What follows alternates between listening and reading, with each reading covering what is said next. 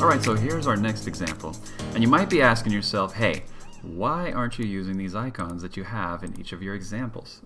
So the reason I'm not focusing on those is because I'm going to include this sketch file for download in the resources section. So if anybody wants to go in and recreate these, and I highly recommend you do that from top to bottom just to test your skills in Sketch. These are some of the more hard or tougher icons to create, or at least they have a little bit of complexity. You could absolutely create this by yourself, this one as well. These are just the ones I chose to download, but I'm trying to push and show you guys how to create a lot of these things by yourself and show you some of the intricacies, that's a tough word to say, of the details that you can create or you might not necessarily see while you're creating.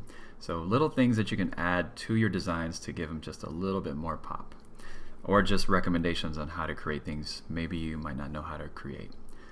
So that said, that long-winded explanation, let's go into something simple here like this arrow. There's lots of different ways to create things. I've said it before, I will keep saying it. One of the ways I like to create arrows is with the vector drawing tool. And there's a couple different ways you could do it. If you hit V for vector, you can draw it out as kind of an L. And then rotate it around. And you can absolutely come in here and just do it straight away as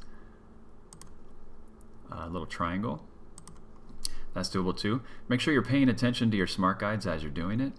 You can always come back and reposition these if you need to. So I can move that up right there.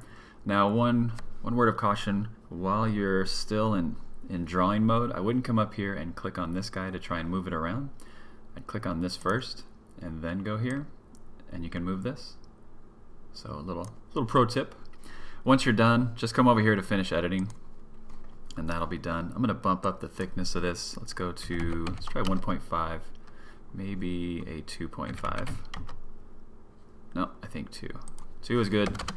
Sorry, let's change the color to white.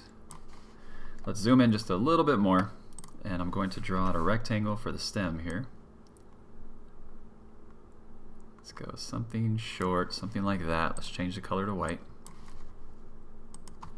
And let's bump this in here. That's a perfect fit. So there you go. There's a nice little arrow, and that's one way to go about doing it. Also, just to make it easier to move these things around, hold down Shift, get both of those selected, hit Command G to group those, and rename it to what it is. And that'll give you the freedom to move it around and place it where you want. Alright, so now zooming out just a little bit, I want you to take notice of this right here. This is a little bit of a drop shadow and it adds just a little bit of detail to what would normally be just a nice clean cut, which is nice too, but this adds a little bit more definition, a little bit more complexity to your designs, and it's something that I like to stand out. The way that you would have to do that, let's see, I want to do this. Let's go ahead and change the color of this guy here. I'm going to create a rectangle for my album art. Get it roughly the same size. And that's going to act as my rectangle for my mask. Let's go ahead and get this guy. I'm going to hold down Alt, drag this over, and let's resize it just a little bit. And then let's drag it up to the top, up above that rectangle we just drew out. And now, where did our rectangle go? Let's go ahead and hide this guy. Let's find our rectangle. Let's go ahead and drag that up too, because it's way at the bottom.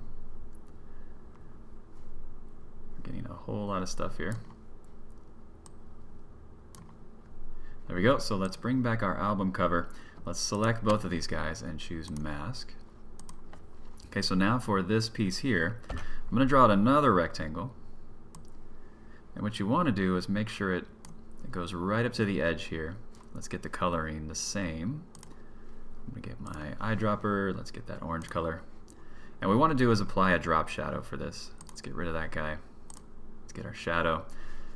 And we can do something a little more subtle. This one's kind of dark, and I'm thinking that for that shadow it's a little bit lighter. So let me drag this up just a little bit. You'll see that it gives just a little bit more complexity to the design. It looks like it's kind of overlapping. It's kind of a cool effect. Next, let's talk about this icon down here, this yellow icon. We did something similar in the last example where we drew that out. And I'll show you how to get this one too. Let's hit O for oval. I'm going to hold down Alt-Shift and just draw out something like that. Let's get that yellow color going. And now let's try to recreate this guy here. It's kind of a weird little set of squares. We'll zoom in just a bit more. I'm going to hit R for rectangle. We'll draw the first one out. Something like that. There we go, right above that oval. So we have the white. Let's hit Command D to duplicate that. And one thing you should know, if you have this fill section open and you try using your arrow keys, what it's going to do is jump straight to this hex value and start trying to move things around here. So typically you have to close that, come over to your shape, and then start using your arrow keys to move things around. I'll put that there. I'm going to hit Command D to duplicate it one more time. Drop down to about there. And this one has a little bit less of a gap, and we'll shorten it up a bit. With that, I'm just going to come over here to the inspector and use the arrow keys here to drop it down. And maybe something like that. Now let's try to get this guy here. With that, I'm going to keep using our rectangles over here. I'll hit Command D. Move that over. Give it a short little gap. And just like before, let's use the arrow keys. We'll shorten that way up to about there. I'm going to hit Command D again. Let's rotate, and I believe what we want is 90 degrees, perhaps. Yep. And now let's manipulate that. Let's move it around to about there. And you'll notice that I'm doing width and not height. That's because I turned it on its side. So things act a little bit differently once you rotate them. So you have to use the width, not the height, to actually make that a little bit larger. So that's good. Now we're going to get an oval in here. So over oval, I'm going to hold down Shift to draw something out. And actually, I think I want it just a little bit like weird shaped. I don't think it's a complete circle, but maybe it is. We'll go circle. Change it to a white color. And let's collapse that fill. Let's get our things selected here, and let's move it up. Something like that. And that looks good. So now you can go through, select all the individual pieces, and then group them. Group this whole thing as an icon so you can move it as one. Now one more added piece of complexity. This has a bit of a drop shadow here. It's not necessarily black. It could be kind of a dark orange. One way to go about that would be come over here to the inspector, click your shadow, and what you want is just the bottom part of the shadow. It doesn't look like it's peeking out over here, so you just have the bottom part, which would be a Y value here. So once again, if I increase the Y, you'll see that it starts increasing and the Y will push from top to bottom. Now same deal as before, if you rotate this, when you increase the Y, it's going to push it in that direction. So if you happen to rotate a triangle or something different, it may act a little bit funny. You may be expecting the X value to push it from left to right, but if you've rotated a shape, it's actually going to push it to what it sees as its X and Y axis. Axis, not access.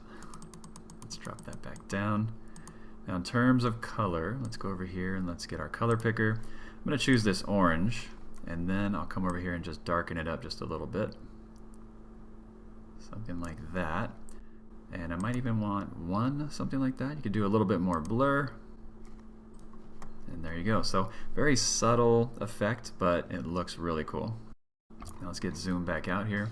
That's pretty much all I wanted to show you for this one. We can move on to our next example.